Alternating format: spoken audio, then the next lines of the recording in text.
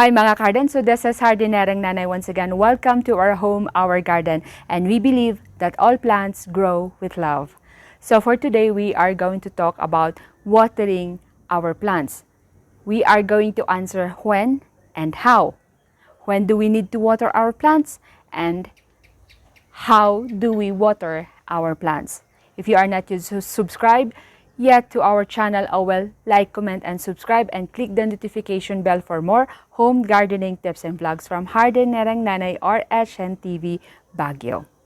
Okay, there are a lot of factors when it comes to watering our plants. Okay, number one factor is that I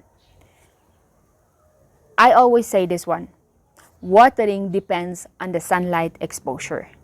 The plants that are in the full sun receives more water. They need watering every day, like that. And then there are plants also that are, when they are in the full sun, they need water at least twice a day, just like the mint, the strawberry, mayana, like those.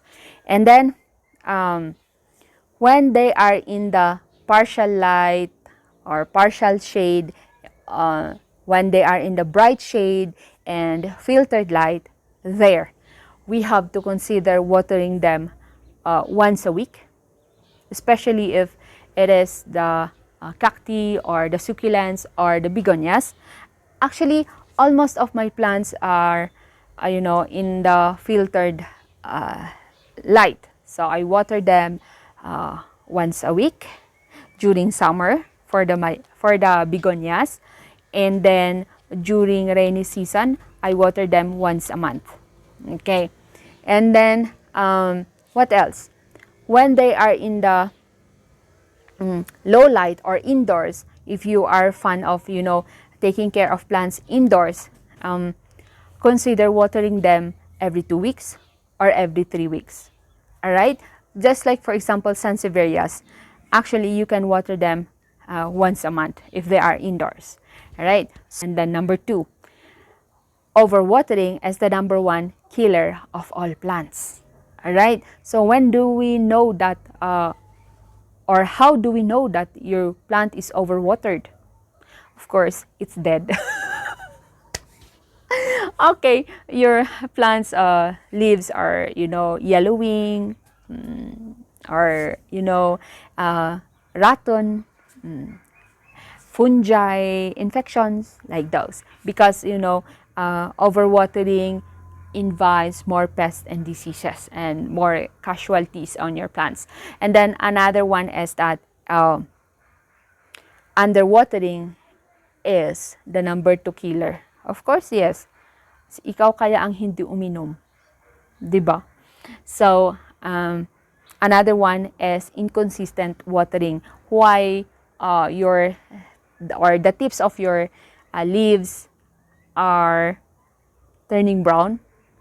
Actually, one cause of that is inconsistent watering. When we say inconsistent watering, it may be underwatered or overwatered.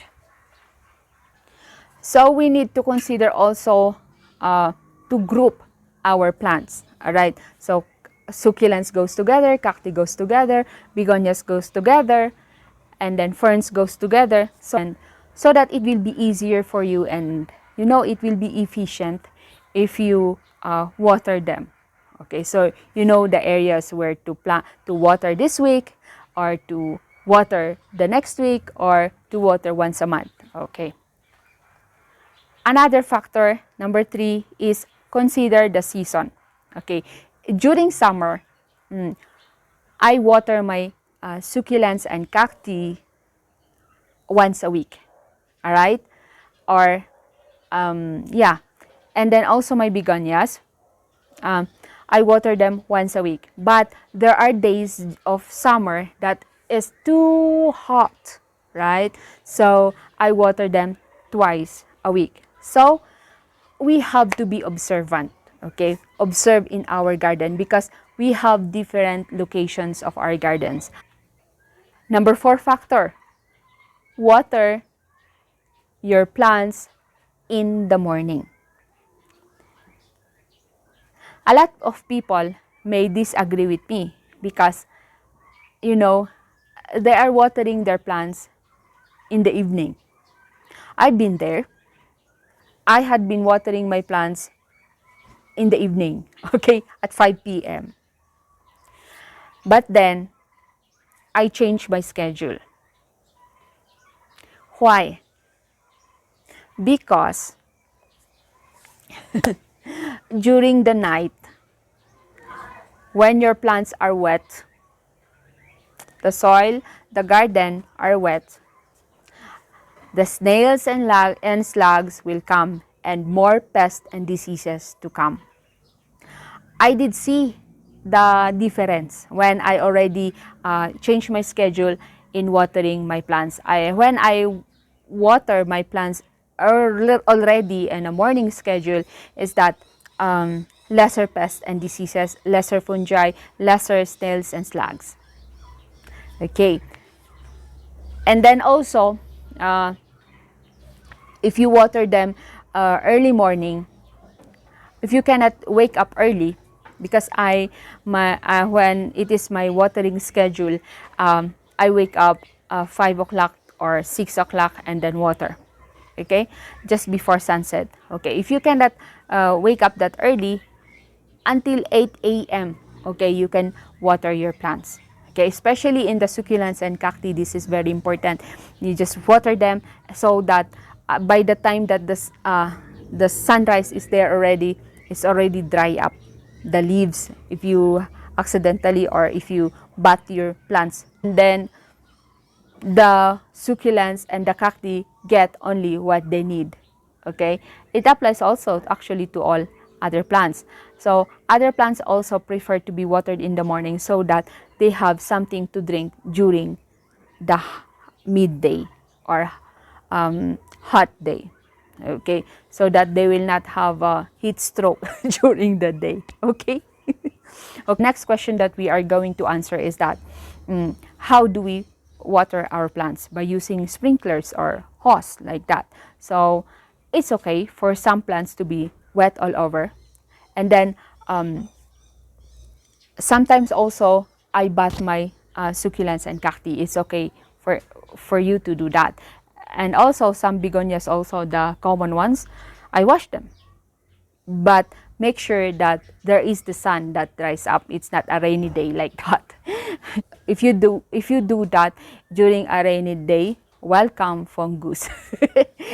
Especially if it's monsoon rains. No, don't do that. Don't wet the leaves of your plants. Okay, you do that once in a while only. Okay, don't do it more often. And also, some plants require misting. I have here ivy. Actually, this ivy requires misting every morning to prevent the, powdery mildew. All right, where are they? There.